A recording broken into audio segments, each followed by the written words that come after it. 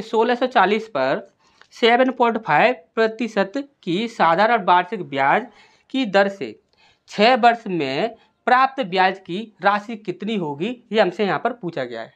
अब यहाँ पर आप ध्यान से एक बात हमारी यहाँ पर समझिएगा।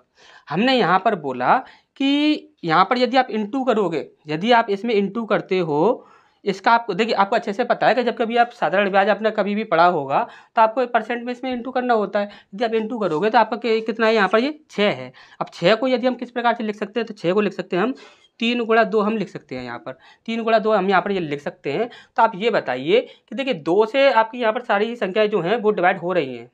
2 से जो है वह आपकी सारी ही संख्या डिवाइड हो रही है, ये भी हो रही है, ये भी हो रही है, ये भी हो रही है, ये भी हो रही है।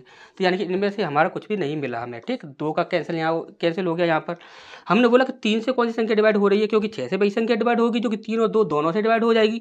तो 3 से देखते हैं। तो यहाँ पर देखिए, यहाँ पर आपका 7, 8, 9 और यहाँ पर हो जाएगा 14। 14 कभी भी आपका 3 से डिवाइड होगा नहीं।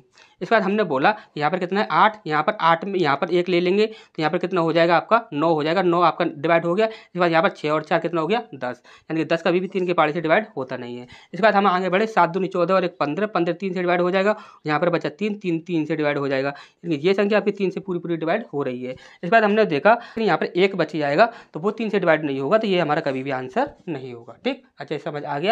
नेक्स्ट क्वेश्चन की ओर बढ़ते हैं।